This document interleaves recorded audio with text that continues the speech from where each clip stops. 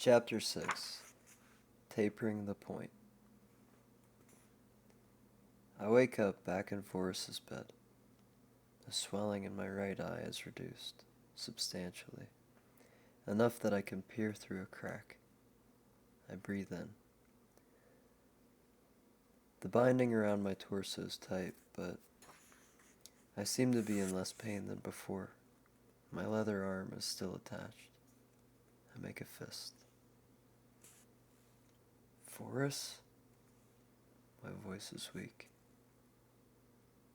Silence. Did he leave me here alone again? I wonder if he ever talked more with Nita about leaving the village. This is so confusing. I almost wish I didn't wake up to hear that conversation. It only left me with more questions than I had before.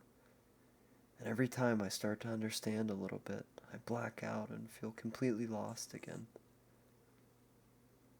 I hear creaks making their way upward. Forrest? I call out again. The cellar door opens and I hear Forrest stomping his way around the workshop, iron clanging, coals being shifted around, and his usual grunts and groans when he's working on something. I want to see what he's doing. I try tilting my chin upwards. Ah! I gasp out in pain. You know, curiosity killed the cat, young Smith. Ho ho! Forrest chuckles. Glad to hear you're awake. He walks over and sits me up. I want to show you a few things, laddie. I'm not sure how things are gonna go from here. And if we do end up leaving, there's no way I could bring all me iron along. His usual smile disappears. So, we might as well use some of it up. We're leaving? Don't know yet, young Smith. He makes a strange face. Can you stand, lad? I haven't tried moving yet. I start with my right arm. I feel a sharp pain. This is the side that took the worst of it. My legs feel alright mostly, but the pounding in my head feels like Vorse is trying to use my skull as an anvil. The light shining through the windows is making it worse. I squeeze my eyes shut. They're a bit more beat up than the first time. Ho ho! Forrest walks around, drawing the drapes. How's that, lad? Better. I swing out my legs and sit a moment, then lift myself up. My knees buckle like a baby deer. I reach out my leather hand and grab the support beam, then wait for my strength to return. You got this, laddie. Forrest reaches out. Yeah. I push off the beam. It looks like Forrest has arranged his tools differently. He placed a seat in the middle of the workshop, surrounded by everything that Forrest owns. He said he wanted to show me a few things. Does he really need this many tools for a few things? It appears he already has some iron placed in the forge. Well, lad, I think it'd be best to get you your own dagger. Forrest sighs. I don't want to see you beat up again. Or worse. Dagger? Aye, young Smith. You need some way to protect yourself. Especially if we turn tail. Who knows what we may run into out there. Forrest pats a stool in the middle of the room. I walk over and sit down. He begins working the bellows. Then, when the fire seems ready, he swings around the anvil and grabs the iron rod from the flames. Next, he angles it flat on the anvil and starts pounding away. All right, lad. You remember how to taper? Yes. Good on ya, young Smith. So, we're gonna spread the iron first, making it wider and thinner. Forrest continues smacking the metal. I watch as it does exactly as he said. Notice, when I'm spreading the metal, me rotating is different from a taper. I pay attention to his left hand. I watch as he flips the iron completely to the other side and swings a few times, then flips it back to the first side and repeats. When he showed me how to taper, they were smaller spins, so he hit every side of the nail. When he's spreading, he's mainly hitting the two opposing sides, keeping it free of bends. The rod has gained a lot of length and width, but is nearly paper thin along the edges.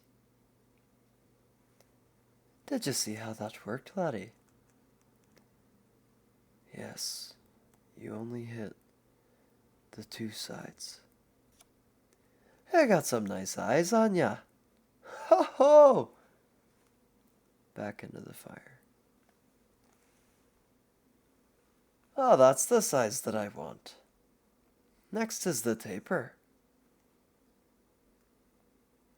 Forrest pulls the flattened iron out of the forge and tapers a point. Similar to when he tapered the nail, but this time he keeps the metal flat. He keeps putting the tip on the anvil and lifting the other end to his eyes, looking down across the iron. A few smacks, he checks again, flips it. A few smacks, checks again. Forrest holds it out for me to see. Ho ho, she's coming along. It does sort of look like a blade now.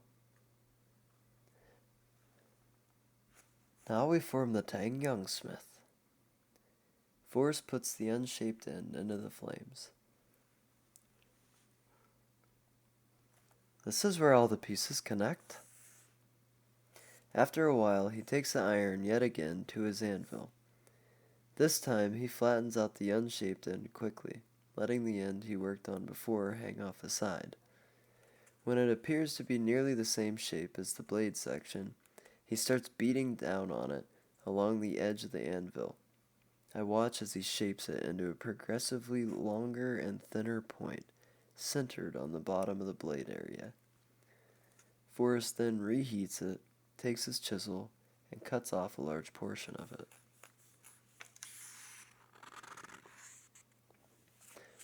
There you have it. All that needs is some grinding. He places what he cut off into the forge. I'll make this part into a quillin. Quillin? I don't know what that is. Ho ho, the guard, young smith. It's what separates the handle from the blade, guarding your hand from sliding up it. Oh. That makes sense. Forrest grabs the severed metal with his tongs, then sets it upright on the anvil with the glowing tip down flat. He then begins hitting the top of the cold iron, propelling it down into the top of the anvil. He keeps doing this while spinning with his left hand. I watch as the thin red hot metal starts getting shorter and stubbier, regaining the thickness it once had. This is called upsetting. If me metal's too small, I can make it bigger like this. Ho ho! Now that the iron is thicker, Forrest flattens it the way that he wants, then chops off another portion with his chisel. There are now 3 pieces from the one iron rod. One a blade with a tang, one a straight flattened bar, the other a mangled mess. Forrest takes the tang and holds it upright on the soon-to-be quillin, the blade standing tall. He then traces around the tang with a soapstone, drawing on the quillin. He sets the blade to the side and throws the other piece in the fire, then pumps the bellows. All right, lad.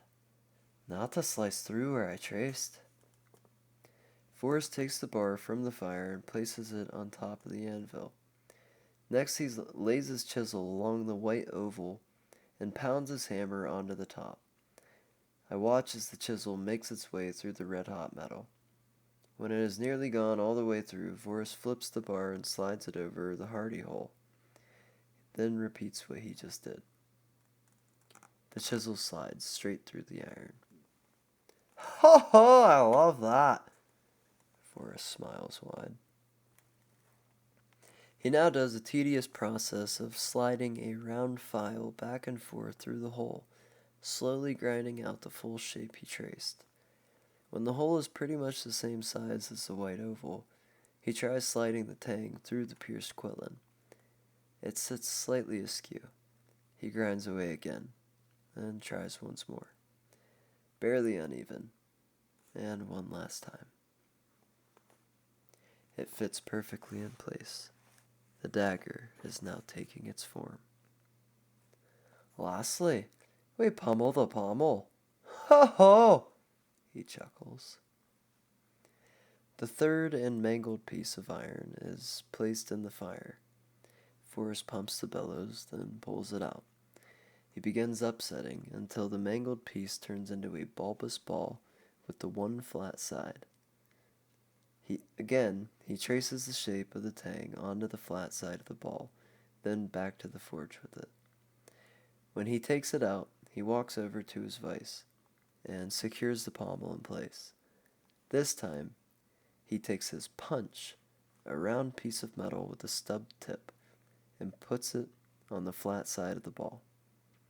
Just like his chisel, he hits the top of the punch and slowly pierces a hole through the metal. Every third swing, Voris dips his punch into the water trough. The punch comes out the bottom of the pommel, like an arrow and an apple. Ho ho! Voris files out the hole until the pommel fits the bottom of the tang. Now you need a grip, and it all needs some grinding. He deconstructs the three pieces. I got a drawer full of all shapes and sizes of grips. One of them should fit. Forrest pulls a drawer out of a cabinet and brings it to me. It rattles with every step. Take your pick, young smith. I can always tweak 'em to fit. I look down into the box of wooden grips. They're all pretty basic, unfinished wood, very little detail, just differences in length, really. I take a few of them in my hand and see how they feel. I don't know what to look for. I reach in again and shift them all around. Then I see it. This one. I hold out a small, coiled wooden grip. Ho ho, you like the grooves, do ya? I nod. Aye, me too. Here, lad, put on your ointment while I fit the grip. I open the ointment. It's what I smelled at Nita's, minty and sweet. It reminds me of Valoria. I wonder if she's preparing to leave. I start applying the paste to my wounds. I hope Nita isn't angry with me. She seemed extremely panicked about the whole situation. I feel terrible. I should have never left. I should have listened when she said not to walk around wearing the arm. I should have gotten away before going down her alley. Forrest? Forrest responds while continuing to work. Can I ask you two things? He stops what he's doing. Of course, young smith. Forrest stands still, in suspense. Who was this arm for? It's still strenuous to speak. And why are you so nice to me? Forrest exhales deeply, then comes over and sits on the floor. I knew you would ask eventually. Well, young smith, Those are two of the same tale. I suppose you ought to know the story. Forrest's eyes fill with tears. He looks down and begins speaking with a raspy voice. Nita and I are from the same village. She's got a few more winters than me, but I grew up big and tall. He chuckles a little bit. All me life, I spent working as an apprentice under me father. There wasn't much free time for me as a lad. Had too much responsibility. But I remember staring out those windows of his shop. And that's when I first laid eyes on me wife. I hear him sniffling. You couldn't separate Nita and Celia with a pry bar. He chuckles and sniffles some more. Long story short, young Smith, we ended up together. Then, a ways down the road, we were hoping for a boy. Forrest breaks down into a fit of tears. But Celia got sick. I tried everything I could think of. The doctor even cut off her bloody arm. Alas, the infection had spread too quickly. He wipes the tears from his eyes. That was 20 winters ago. Me boy would be about your age, and me wife needed the arm. So, when I saw you flying off the side of Mount Lyria like an owl in the night, I knew our fates aligned. I remained silent, shocked by the sight of him. Celia asked me to protect Nita before she passed. So I followed her from village to village, setting up a shop. This is the longest we've been anywhere. Almost started to feel like home. Forrest gets angry all of a sudden. King James and his wretched witch hunt. Who's King James? Who? I ask aloud. You don't know the king, Forrest says in disbelief. Where did you say you're from, lad? I don't know. The mines. You didn't live in a village. A longhouse. With other kids. Forrest snarls. I had a feeling you were a slave. He stands up and starts organizing the 4 pieces of the dagger and all of his tools. It's late, lad.